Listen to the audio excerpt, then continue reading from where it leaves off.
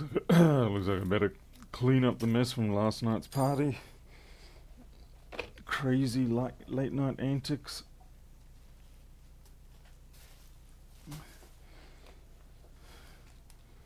What a mess.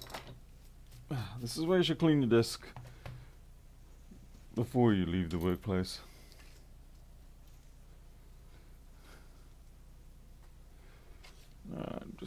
You have to bear with me for a few moments while I get this under control. I'll give you guys all a chance to catch up anyway.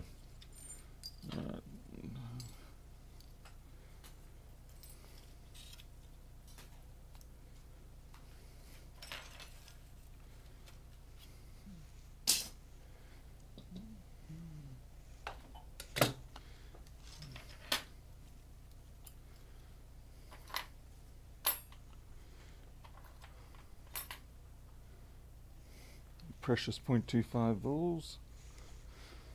Alright, what have we got under here? More junk, and junk.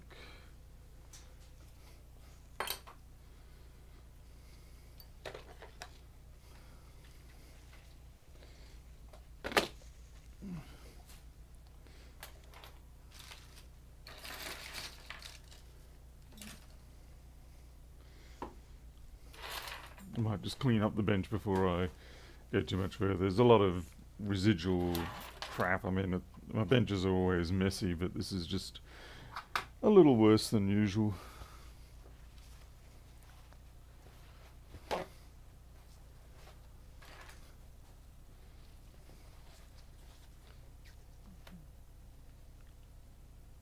So it looks like a inductor pack.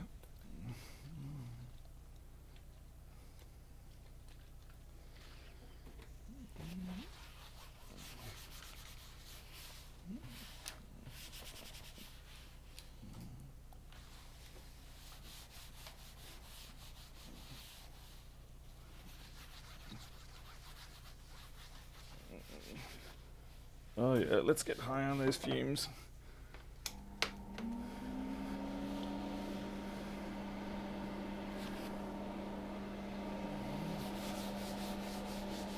You can see, actually you can't really see why these laminate tables aren't really the best for this sort of work. Even with a silicone protective barrier, they still bobble up underneath. Better to just get a sacrificial piece of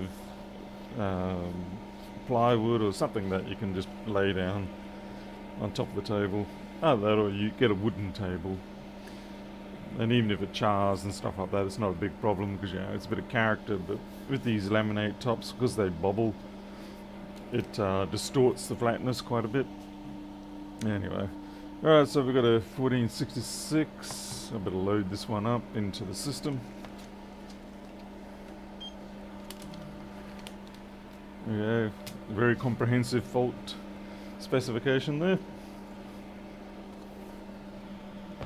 And I need a container.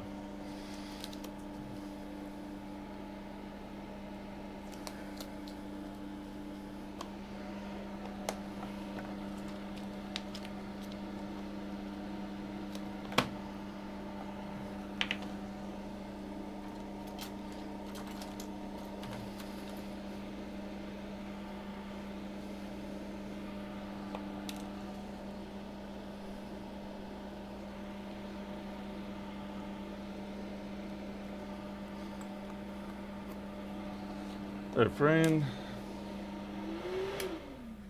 Rodrigo, yeah, well, we didn't quite get to the end of that. I have to say, though, after what I found with the repairs last night, I'm going to have another shot at fixing up that connector area on the original one that we want to recover. Because I have a feeling that maybe it was just a bad connector after all, and I just didn't quite get it fixed up properly.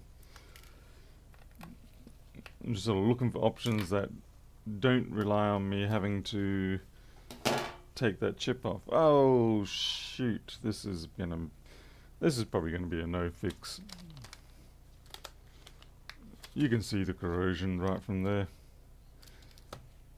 Highly likely to be a no fix, but we'll see.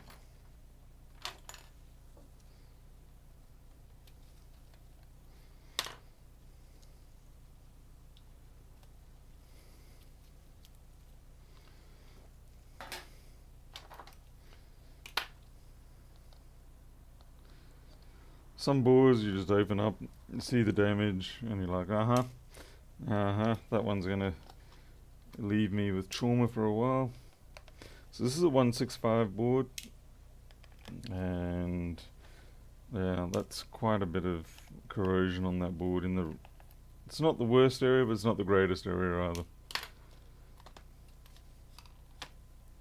And looks like there's liquid damage under there too. Blimey heck.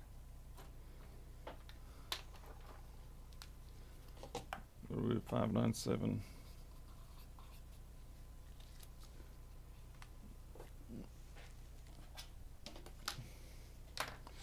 No point even testing, just go straight for the rip out. This is going to be some big janitorial work here. Cleaning up after a frat party.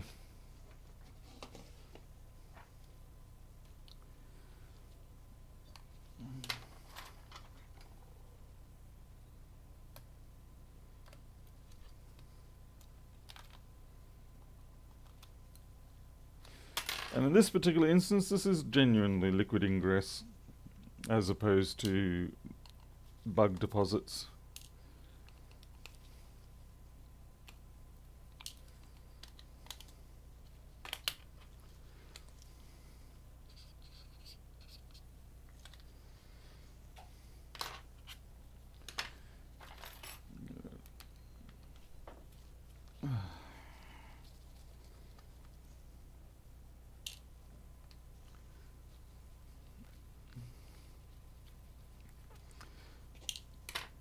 Very good question.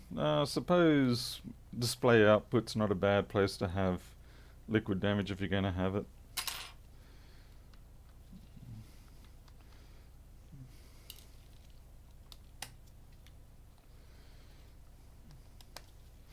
But anywhere where we've got voltage regulation or power rail management, things like that, then that's not a good area to have it. Mostly because it can manipulate the regulation of the voltages, which invariably causes the voltage to go higher than it's meant to. That's based on the 50-50-90 rule. The SMCs. God damn it. And where's the rubber shroud? Damn it. Why no shroud?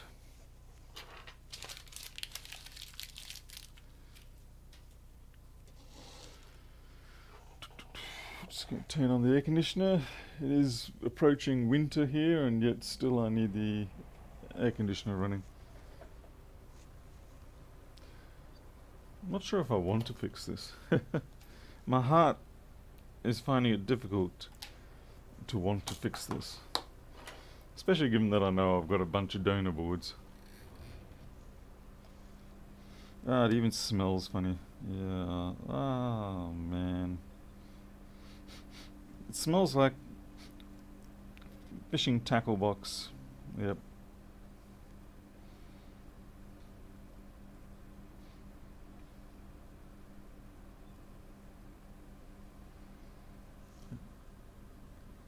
How's the tearing going with the screen update? Yep, definitely smells like fishing tackle box. I know that smell well. Yeesh.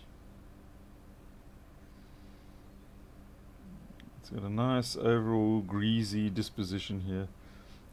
Like my head 24 hours after I've washed it.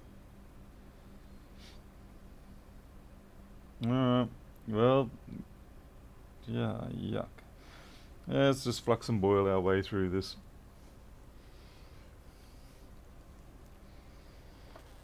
Looks like I'm running out of flux almost. Oh well, I've got a few more tubes.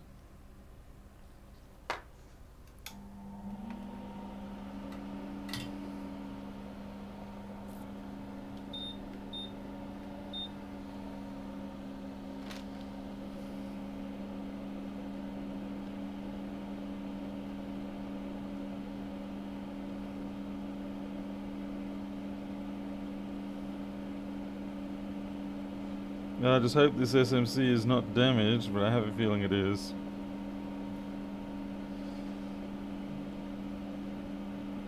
Because it is a 165 and I do have a general shortage of 165s right now.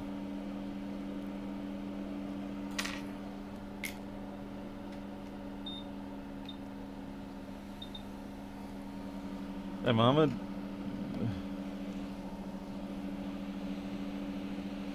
Looks like a hell of a lot of resistors are going to have to be replaced here. I'd say most of these are going to crumble right off. Not sure what it was that got onto this board, but yeah, it's messy.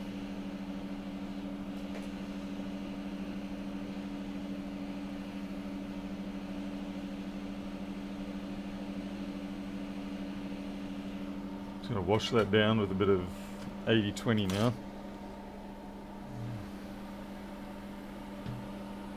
Rodrigo, not these ones, no. I probably should, but I don't.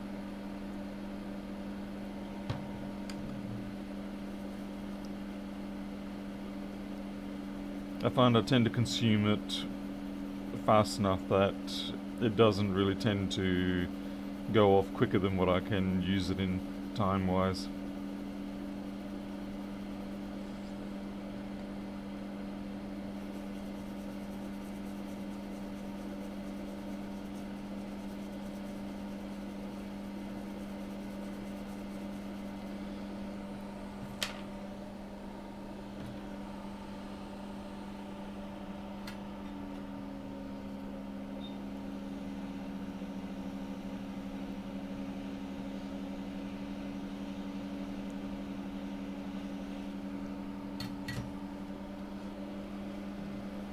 Get in close and see what we're going to deal with. Alright, so like that there, that's going to have to come off. You can see that move. That one, oh shoot. Yep. Fun stuff. Alright, let's get on the way with it.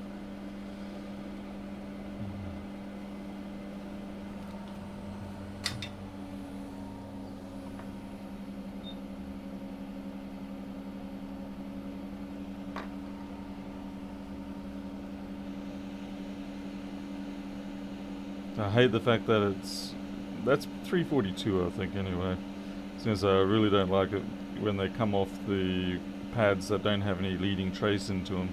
In other words, they're just direct veer pads. So if you scratch the pad away, you've got a veer that goes underneath it. And that's no fun if it's corroded through to the stalk. And what's also no fun is not finding my X-Acto knife. There it is.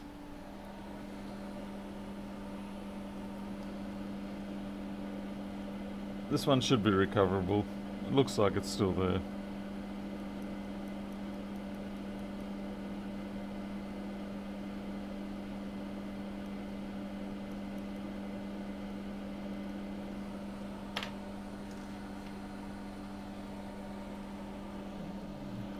This is just going to be one of those messy repairs.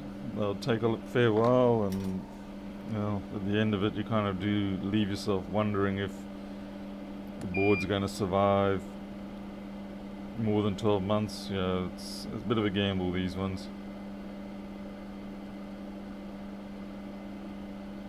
I'm trying careful not to rip that pad off, but at the same time I want to get that damn corrosion off.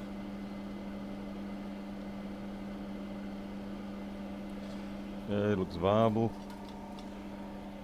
Find ourselves a donor. Let's find a 165 and hopefully... Oh, if we need it, we've got a 165 with an SMC on it. It's probably got corrosion on it though.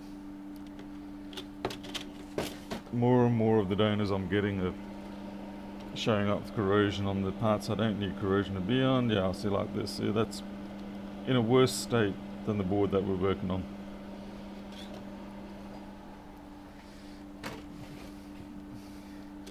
I mean, I get it. The donors, they're not checking them for quality or anything like that, but in terms of value for money, it's getting pretty damn hard to justify buying donors from China.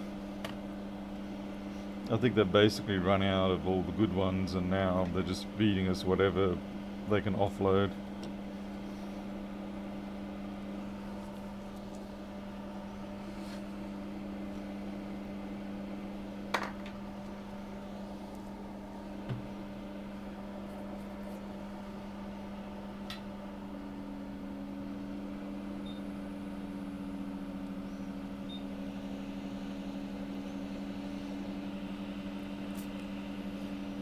Jim, have you checked element 14 or RS? They usually have those sort of things.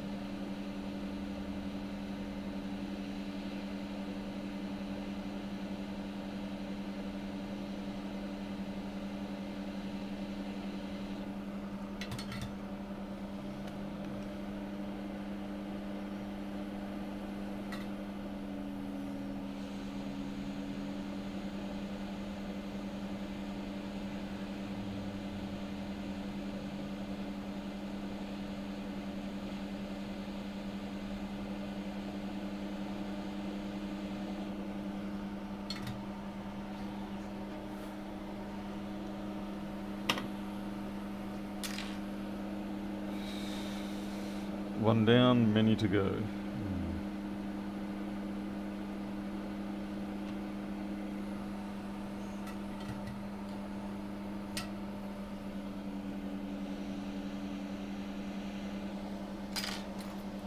Change tweezers.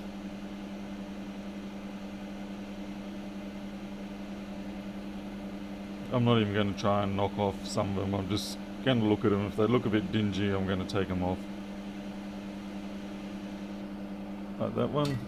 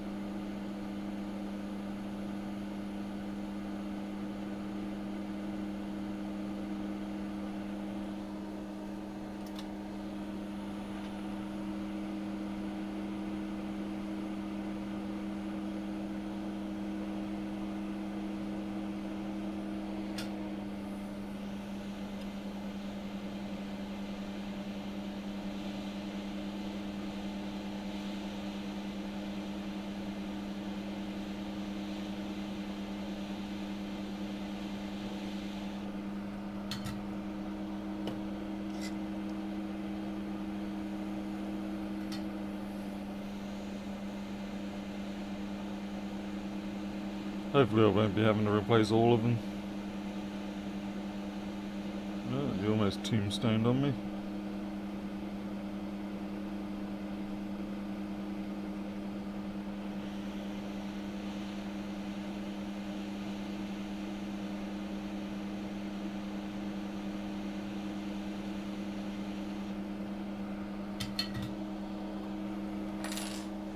I'm doing one at a time at the moment because this particular area on the boards tends to get a little bit confusing sometimes,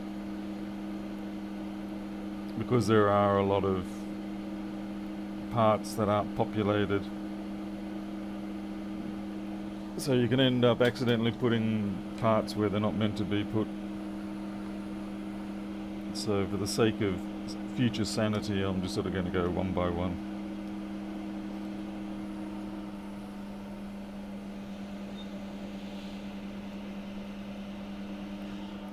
Hey, sweetie.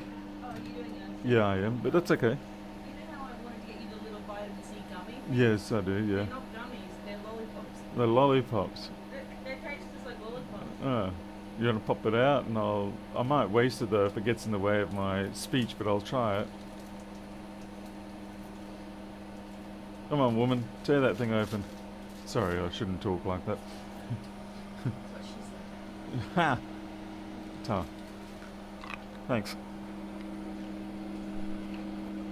Yeah, this could be difficult.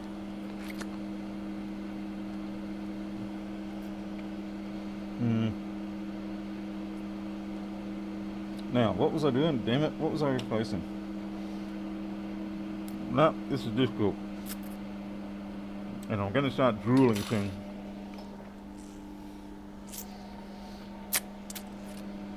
Yeah, damn it. How do, what do you call those people who cut up dead people?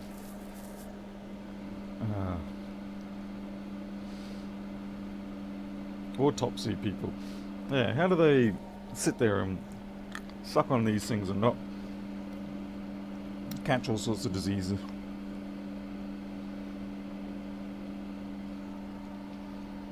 Mortician? No.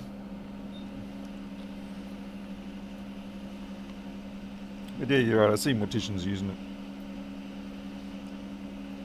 No, I think this is going to be a failure in terms of a new thing for me to do.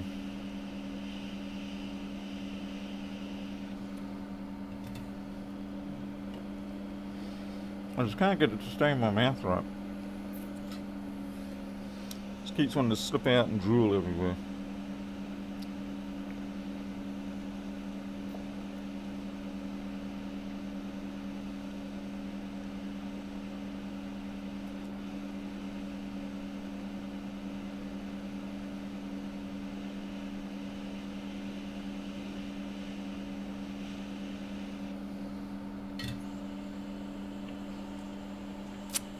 Or is it to stop them from puking? I suppose that actually makes sense.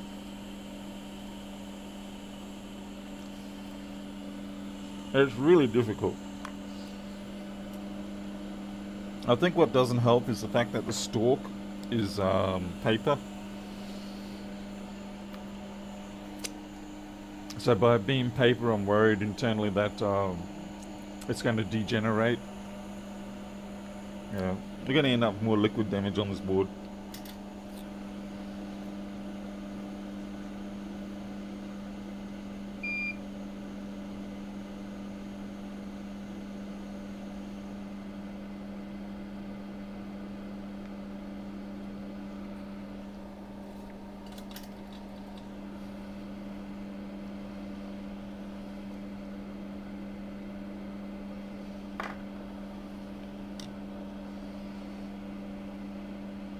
As long as I don't move it around, it's okay.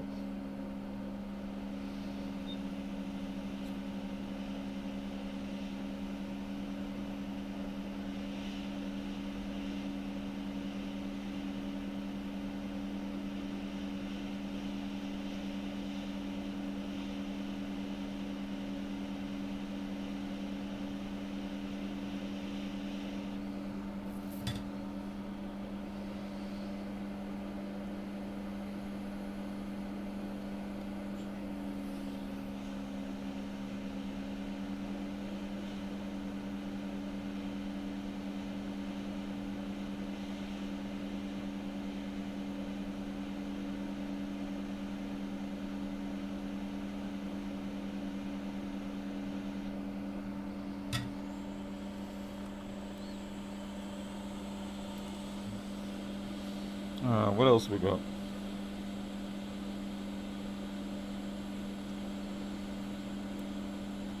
I think for the others I'll try and just rework their ends.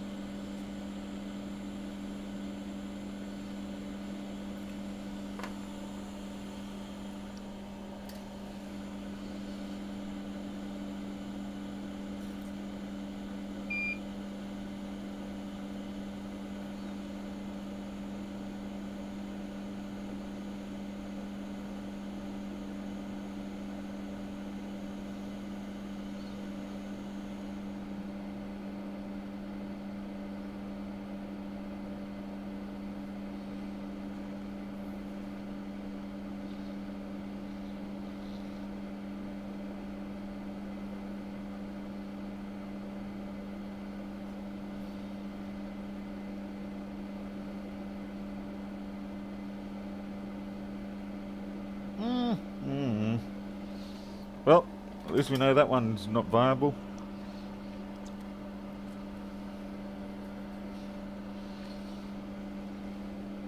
That one it's a stalker too. This is what I was talking about. See that? You can just see the green of the stalk and it's corroded. Damn it.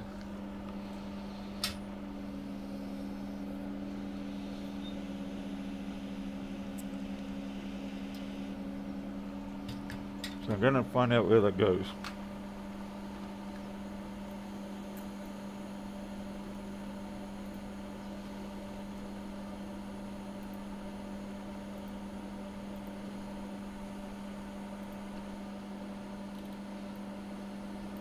So which one are you?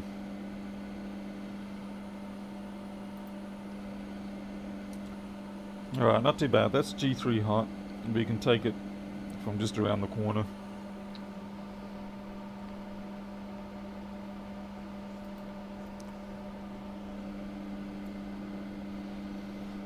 Still, that's a nuisance. And we kind of want to dig this out as much as we can. Because we don't want that corrosion growing.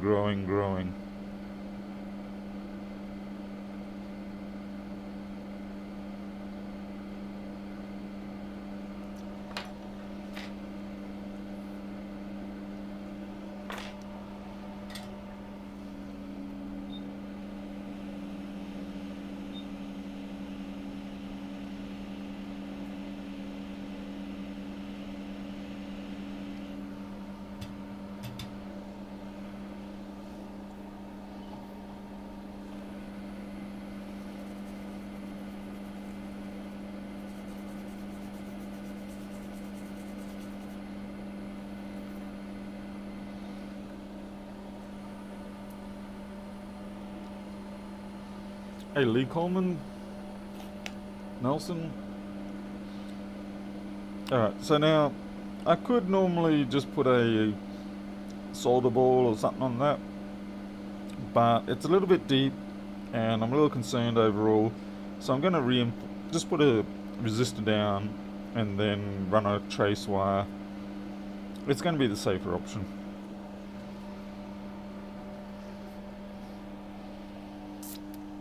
What the hell is going on in chat there?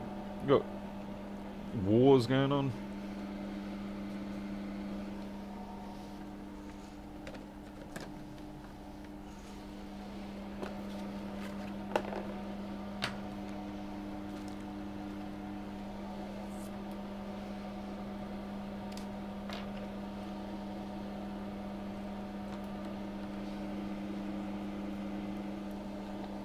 I think I need to wash that out a little more.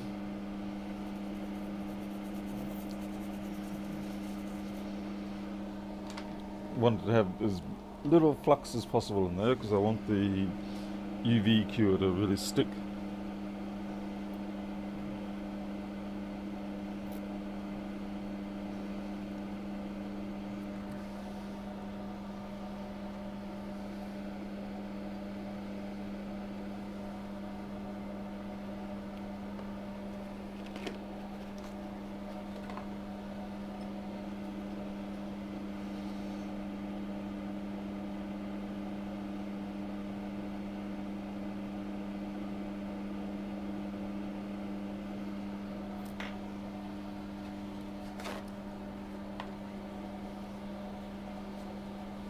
Australia, just saw you.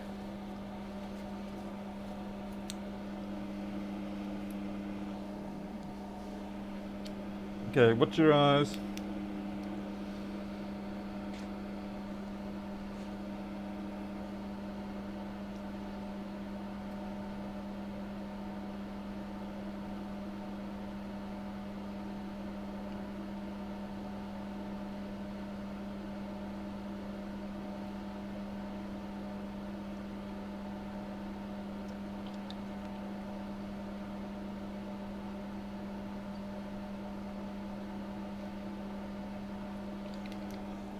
No, no more green stuff. I've gone for the blue now.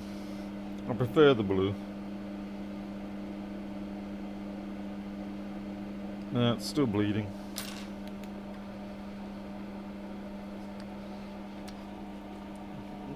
I just need to leave it there for a little bit longer. Hey, Victor, welcome.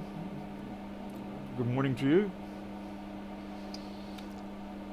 Jim, you're royalty, are you, my dear chap?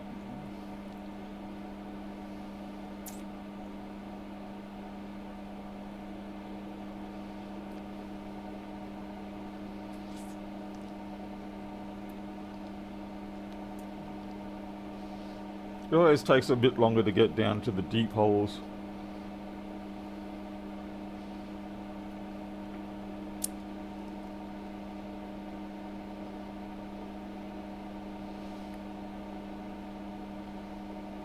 I know I could use a UV laser, but honestly I'm scared to death of those things.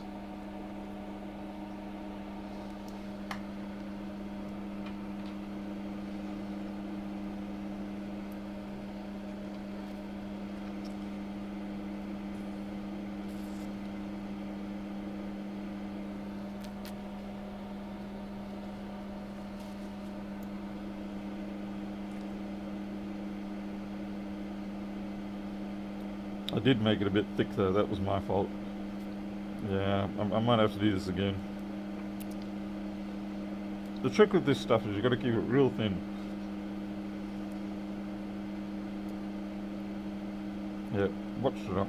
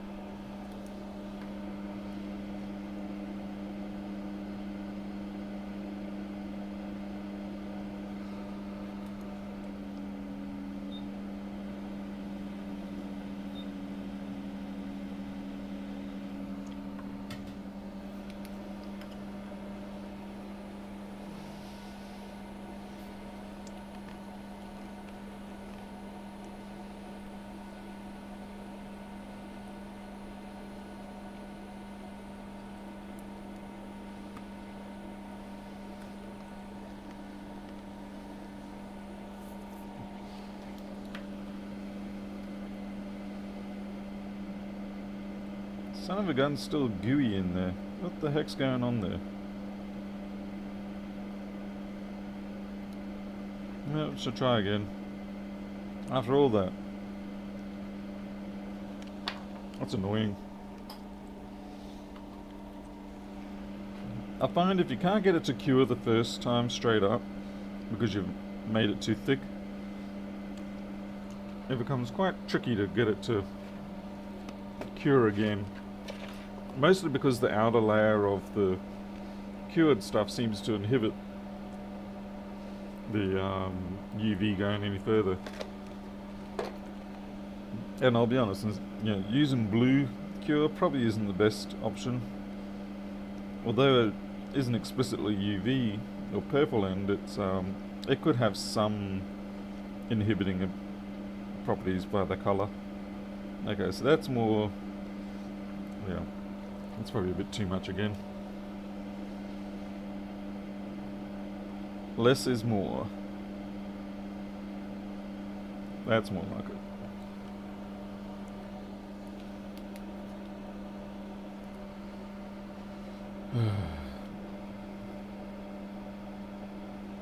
And after all that, we've still got to turn the board over and deal with the absolute trash fest on the other side. Hey, Christian?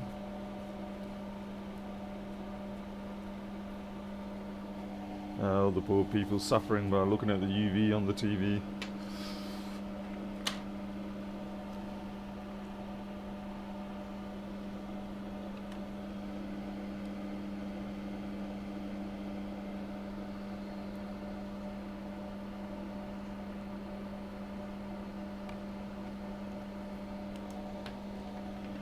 It's probably good enough now. And you can tell the difference in the way it looks visually. When it is properly cured, it has a nice, clear, translucent effect.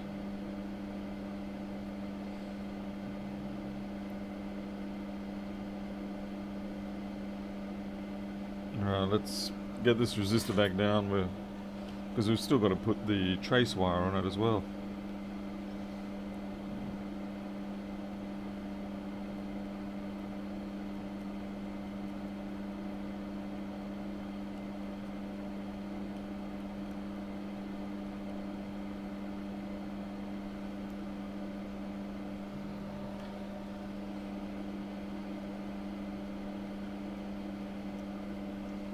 And the ultrasonic can handle the rest.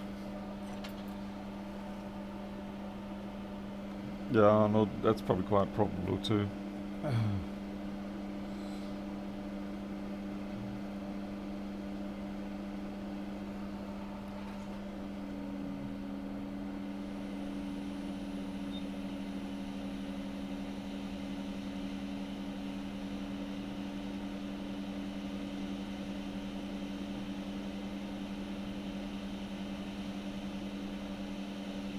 It is getting to the point with these boards that it's hard to justify doing the work on the liquid damage ones. Because you do start to collect a bunch of repaired ones that have simpler faults or have had simpler faults. Yeah, maybe I should. I'm trying to put that one down dry. Probably not the best idea.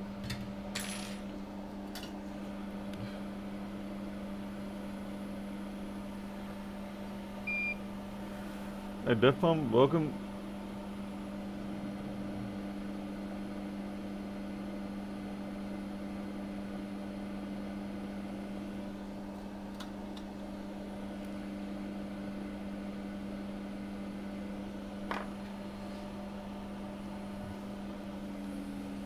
Betty Whiteblood. Did I see Betty Whiteblood being mentioned there?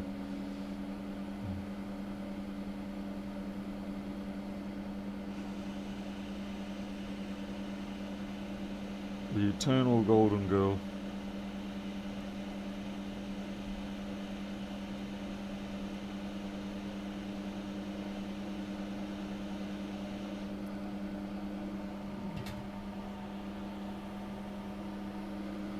Alright, time to run that tracer wire. We're just going to go from there to there. So it's not a big jump at all.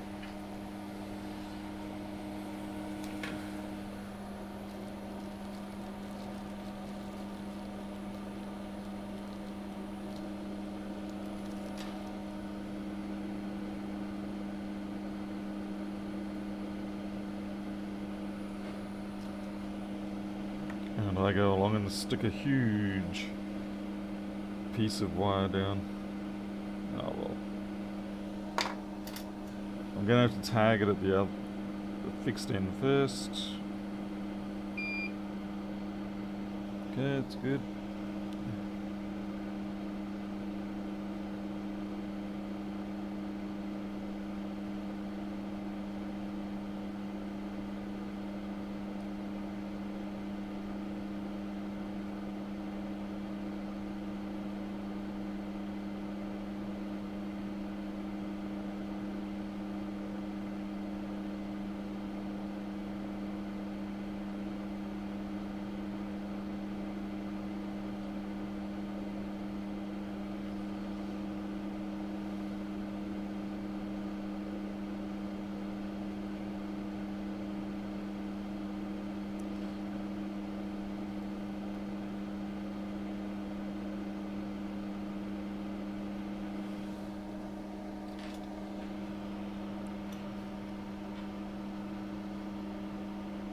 Hey Q's, welcome.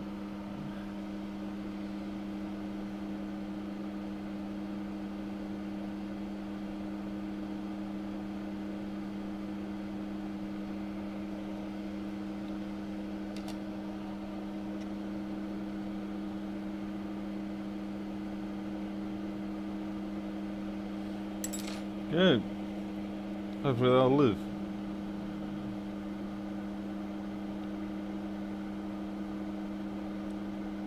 And I think we might be... I'm pretty content with the SMC section for now. It's time to switch over to the horror side. Ah, that is so nasty. What doesn't help is that, of course, it's happened when there's already a build-up of random bits of fluff and junk.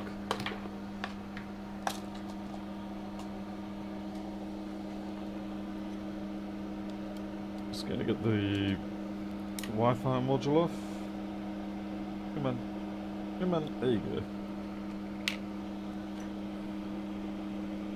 go. Trying to decide which way I'm gonna go on this. I might try 70, not 70, 80 21st, scrub it down, then flux it. Main reason why I've decided to go that way is because a lot of the time, once you put the flux down, it sticks everything together. Whereas if you wash it out with the 80 21st, you kind of get a better view of what you're going to have to flux and boil. That is going to have to be removed. One of the very few times that I'll remove a J-tag, even though it's not J-tag.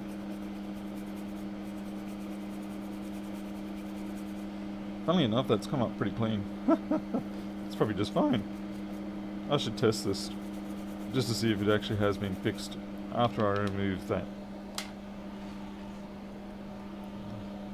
See you, Rodrigo.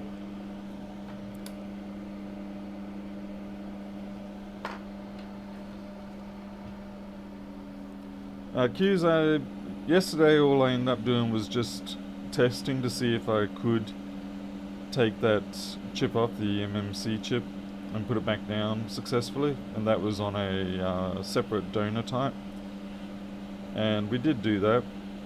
But I'm going to go back and have a look and focus on the connector area again for the display, because I think maybe that's where the fault was, because it is booting, it's just not displaying. And we had that effect when I tried to test it after I'd done the eMMC rebuild, and then we did fix it up. It was running again, so I think I might try give it one more shot, because it's a fairly simple process, and I don't know, maybe I'll get lucky. Alright, so that was a very big chunk of ugly corrosion, but we seem to have been able to wash that away. I mean, yeah, there's some impacts, corrosion of oxidization of the end caps, but overall it doesn't look like there's any debilitating damage. So let's see if this thing even starts up.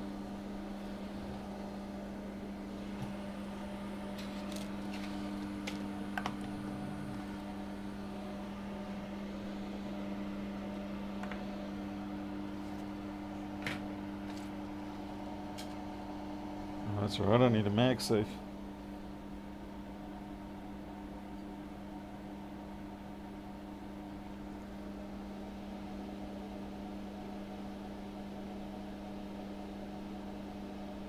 Sorry, I just got a message here.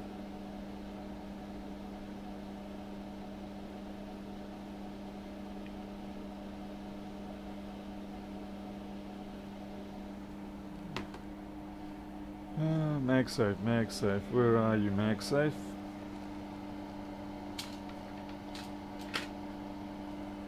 No, that's weird.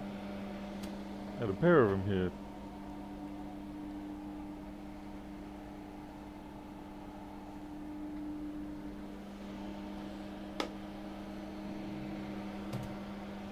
Seriously, yeah. I had 2 MagSafe setups here yesterday, ready to go for jobs, and now I can't find the damn thing.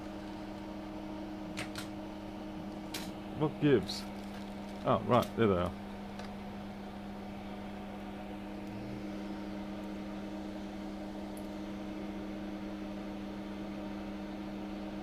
Eeny, meeny, miny, mo.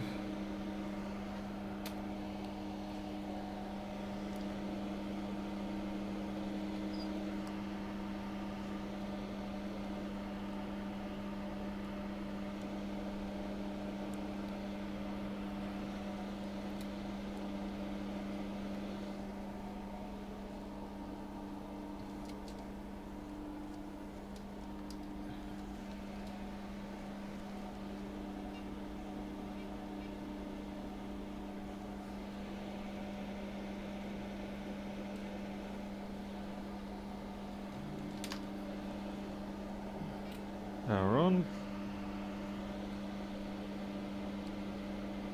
And there's a piece of junk on the MagSafe. Of course there's a piece of junk. There we go.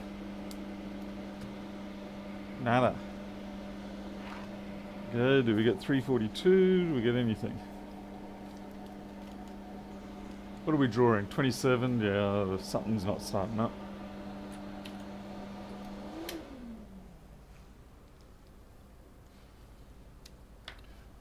Chance for me to try that. Okay, so we've got 342 PP bus, 8.6. Yeah, that's actually interesting. PP bus is up, 8.6 is up, but we've got no. Yeah, okay. What about you? Yeah, nothing on the CPU, of course. Yeah, have we actually got a sys1 wire fault here? That would be unusual.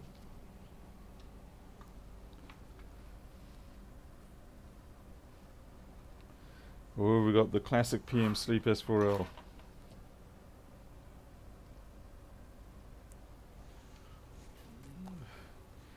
DEFCON, you get a timeout if you're not careful with that sort of talk.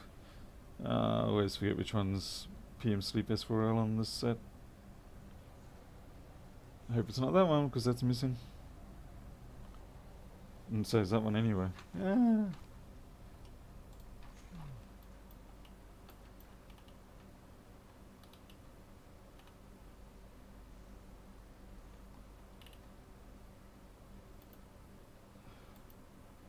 Oh, that's... oh, here we go. Is the one I was saying. Okay, so we've got PM Sleep S4L missing, which is unpleasant.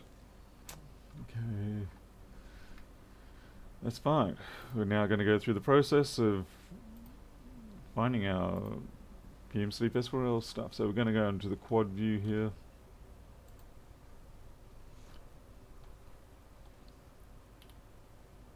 And check our fundamentals. Is it people beeping? God damn it. Why do people have to beep? Really, it's obnoxious. Is that corrosion there? No. Okay, so we've got 3v3 RTC. Let's see, RTC reset. First of the four. Okay, so we've got RTC reset low. Oh, okay. It's interesting. It's not good either. Hmm.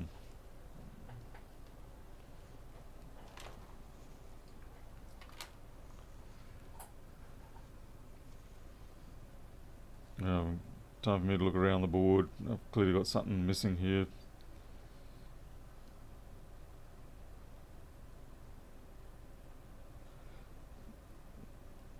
Just looking around before I start digging up, more in the schematics and stuff like that.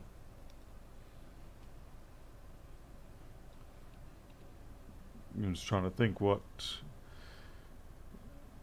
RTC reset. I know. Yeah, I'm wondering what the RTC reset L is controlled by.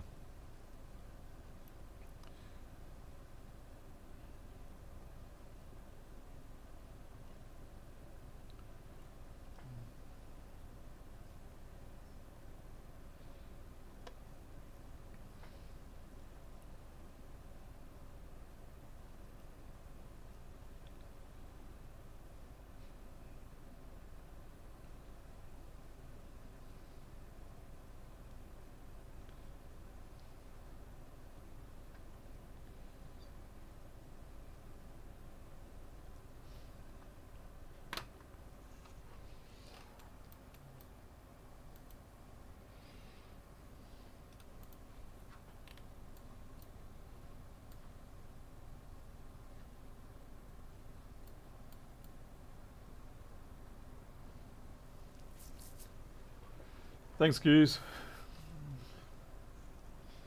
Yes, thank you very much. Leaving me with this clusterfest.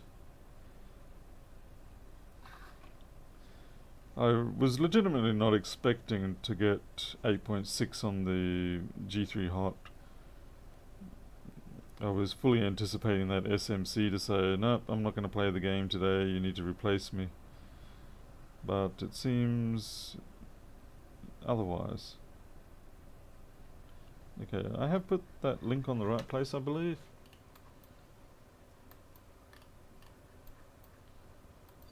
Yep, there to there.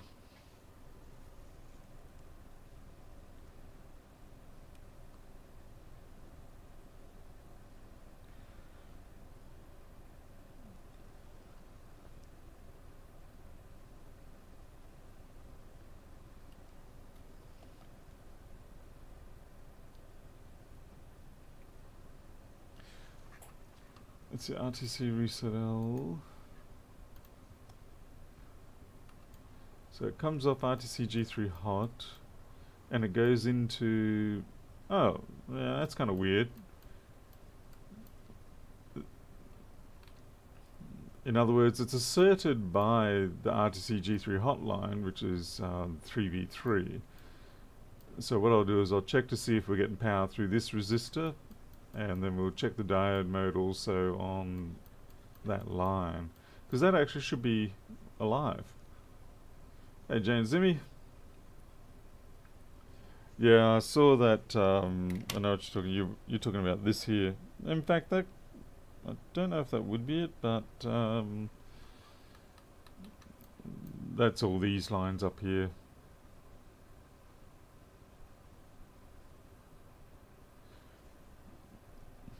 We'll actually give that a bit of a wash down. It might be a case of this needs to be ultrasonicked. Yeah, sometimes, not very often, but sometimes ultrasonicking these type of damaged boards can bring them to life. It's a bit please bro-ish for me, but I gotta admit I fall for it.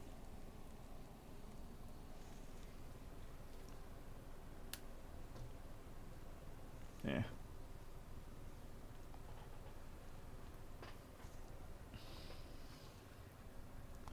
Anyway, let's go have a look at this resistor, see what the diode mode is, and take it from there, rather than just randomly running around. Ugh, come on, man.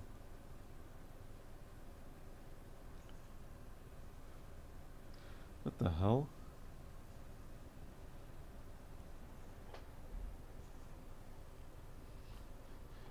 I'm measuring the wrong area. I'm measuring the wrong area, I think. Yeah, I'm an idiot. Pay no attention to me. I was looking at that row of 4 caps, but it's actually this row of 4 resistors here. So that's why I got a funny reading that didn't make sense.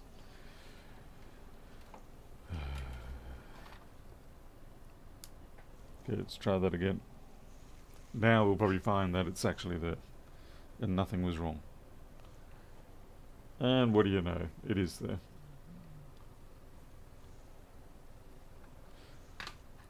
Alright, so we go to the next item. Let's see, intervermin. And interestingly, intervermin is actually one of the rainbowed pads.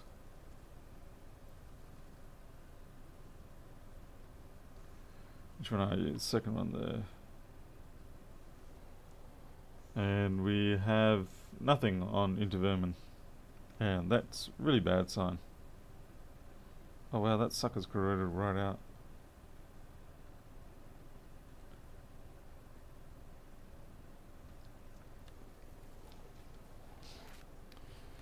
Just scratch that back. Actually see if we can get that line, because it looks like the pad's kind of dead.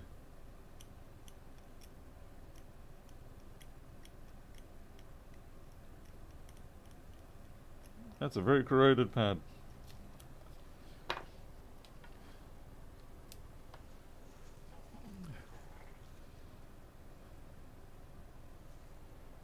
And what do you know, we have intervermin.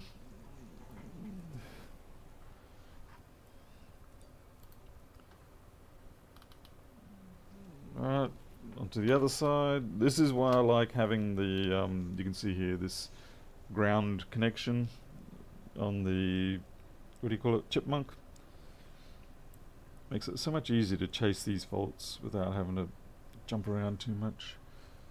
Let's see, you are that one there, and we do have that. Okay, PCH clock.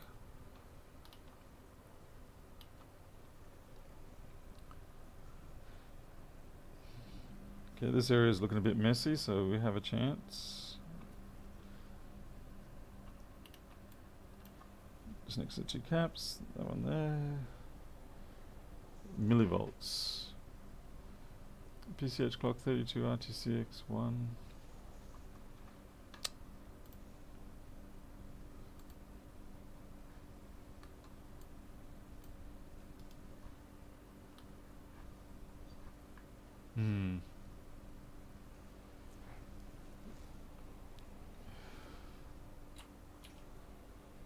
No. H. Shit. Sorry, my apologies. I don't know what key combo I've got for frequency.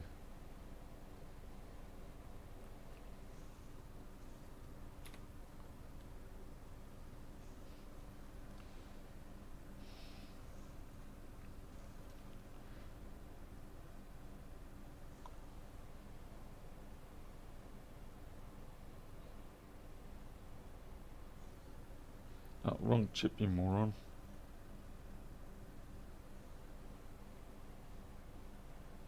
Alright, so we do have 32 coming out of the clock chip.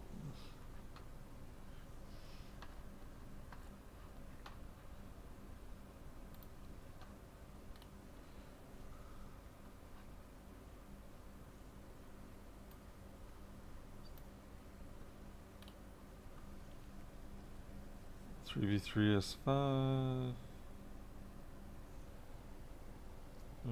Yeah, that's good on your pull. Measure voltage with frequency. That's brilliant. Okay, 3V3S5 is good. DS power good.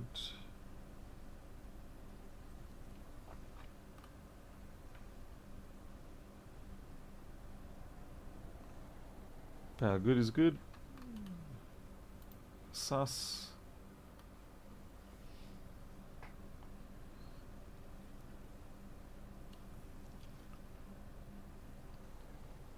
We have no sus.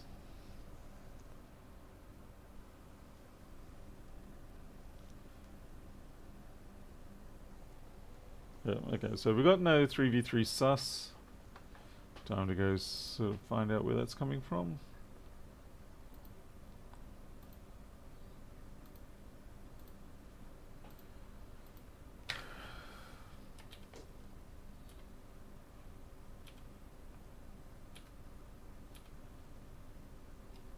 Sus switch. Back to this section. Okay, that's our sus switch.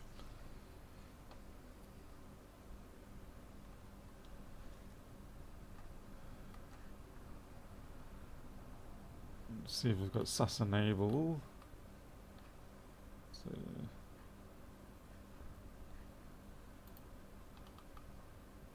3v3S5. First make sure that we actually got power coming in. And that's that there. Okay, we do have power. Are we being told to turn on? It looks like we've got a nice convenient test point here. We're not being told to turn on. Okay, so the sus is probably okay. It's just being told not to turn on. And that could bring us back to the rainbow problem maybe. Here maybe. We have no PCH clock. Really, you want to make me bring out the that's a bit of a concern. PCH clock RTC is right there, which is close enough to the rainbow issue, but I will see if I can at least read some sort of frequency from it.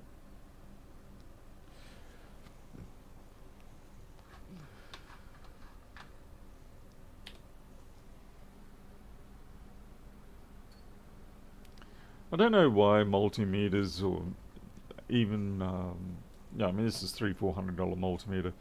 I don't know why they don't seem to have reasonable frequency counting abilities. It doesn't have to be specifically highly accurate, but it'd be nice to have something that gives you a bit of a guideline. Okay, so that's that there. And we have 32 kilohertz there, so yeah.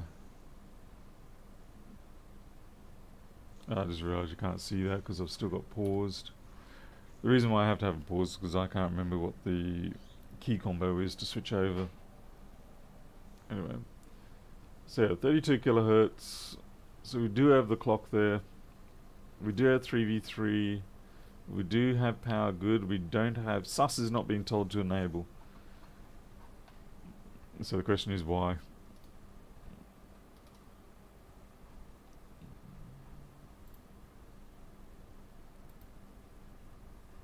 Okay, sus enables. PM sleep sus. Oh, great. So now we're going to have fun. We're going to be digging back through the rabbit nest.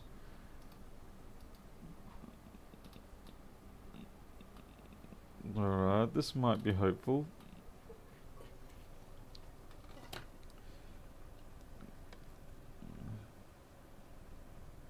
Is that corrosion down there, or...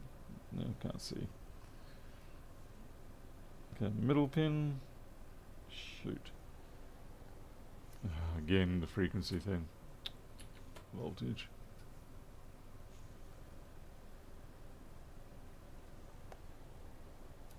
Okay, so we're...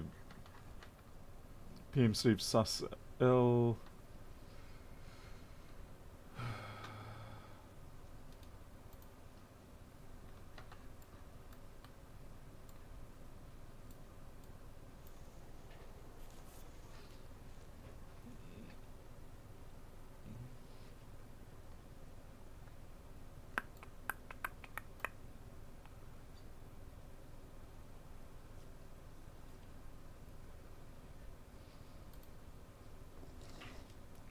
Ah, geez, you're coming out of the...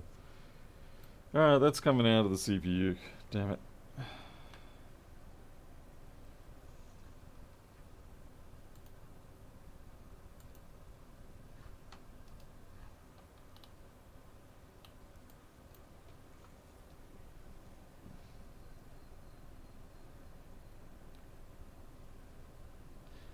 And there is a test point down here, buried in there, and I can't get to it. And I can't get under the chip. So I think, yeah, this might be a case of needing to be reflowed and might come to life, so yeah.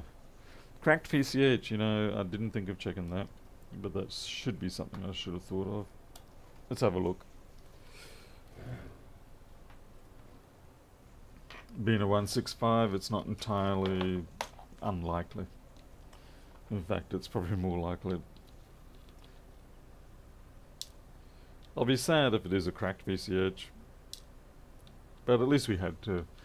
yeah, we had some fun running around, chasing faults, trying out the new chipmunk, and... it seems okay.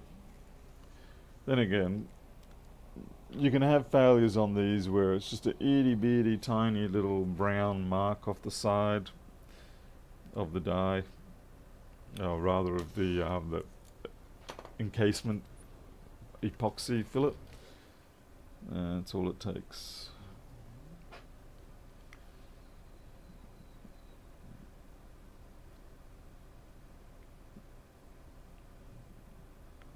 Now this one does look like it's intact. I can't see any edge cracks or burn through marks.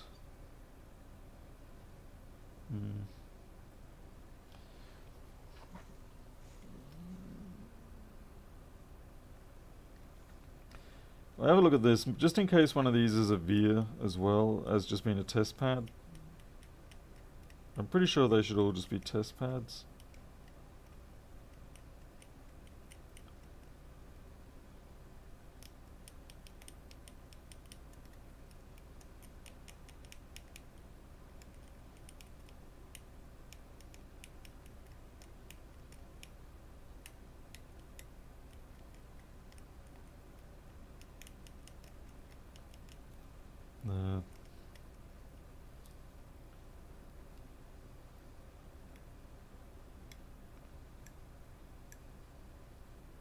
Is that a stalk or is that...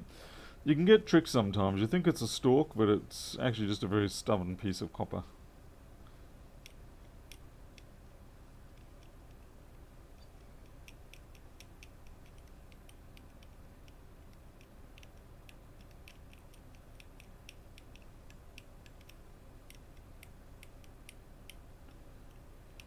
Well, one way to find out is I'll put a diode mode measurement on that.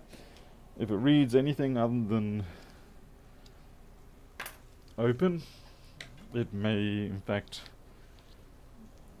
be our problem.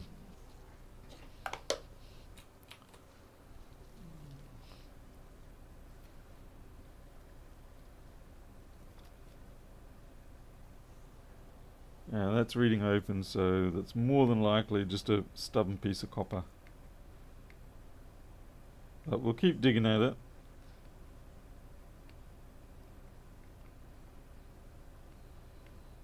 Yep, that was just a stubborn piece of copper, I'm afraid.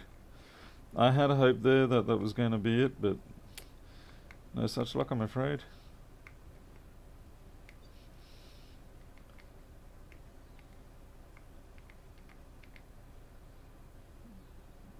What about you? Yeah, you're open as well, so I would have been very surprised if any of these had vias going through them. So I'm thinking at this point, ultrasonic is probably, if there's going to be a chance to restore it, it will be ultrasonicing.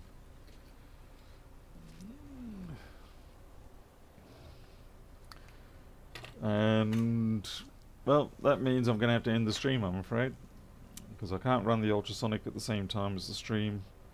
It's too hurtful for me. But a couple of weeks, hopefully, I'll be able to make myself, maybe I should do a stream on that, making a soundproofing box for the ultrasonic system, and then I'll be able to just put them in there and, you know, can continue on with my stream. Reflow the corroded area before the ultra.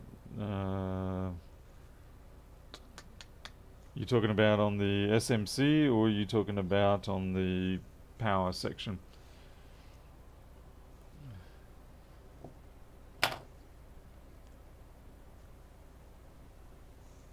I'll let you answer. The area you cleaned alcohol. Well, there's two areas I cleaned alcohol. There's the SMC area and there's the power. Okay, power. Thank you.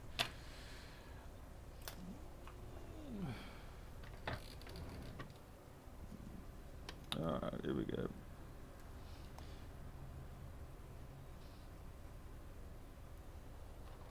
I'm not going to give it a full reflow, but I will flux it.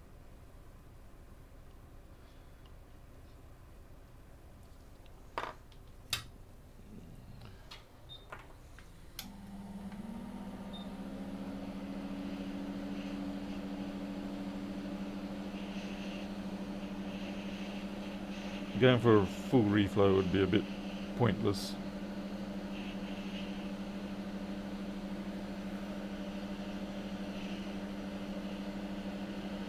Someone's going to go, there's a crack there, but it's not, it's a hair.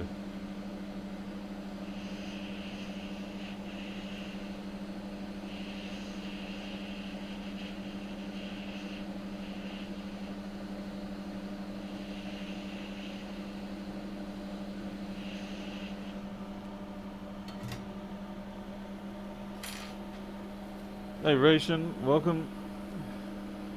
Yeah, the caps do pop pretty easy. Another reason not to do the full reflow.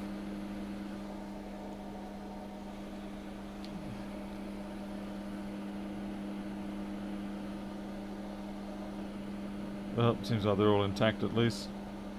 Mind you, I have had them. There's been quite a few instances where you can have them cracked and they're not actually reading as shorted or anything like that. They just don't have any capacity to deliver any real power, capacity storage. I'm just looking over while I'm waiting for the board to cool down a bit. Oh, hello, we missed this bit a bit. Not really related. But again, that will probably be cleared up in the ultrasonic.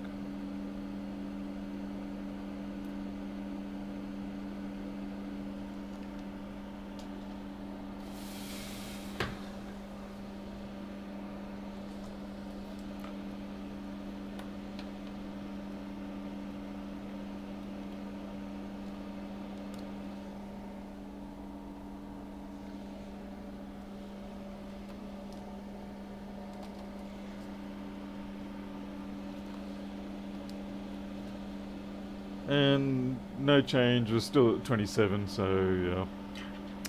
So yeah, I'm going to put it through the ultrasonic and see how it goes, and I'll report back on the next stream.